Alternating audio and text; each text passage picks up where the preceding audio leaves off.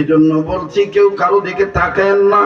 আমার নবীও মাঝে মাঝে সাহাবায়ে কেরামদের বলতে, ও সাহাবীরা তোমরা মরার আগে মরিয়া যাইও।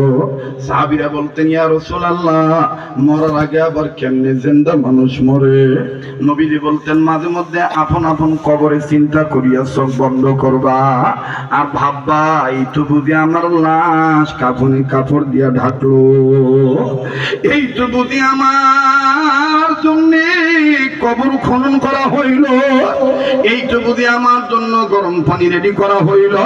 ভাইজান, যারা মনে করেন যে আপনি মরবেন না, আপনার কান্নাকাটির দরকার নাই।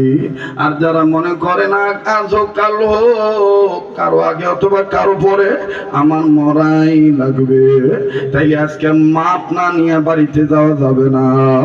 ও আলেম ও তলবেলে, আল্লাহর কাছে চাইও, আমার আল্লাহর কাছে কোনো কিছুর অভাব নাই।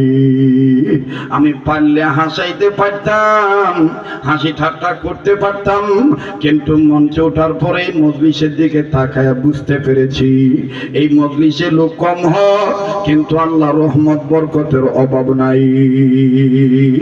কাজেই আল্লাহ কবুল করবেন। দেখছেন নাকি 20 জন ছেলের মাথায় পাগড়ি দেওয়া হলো, যেই ছোট্ট ছেলেটা আল্লাহু আকবার আল্লাহু আকবার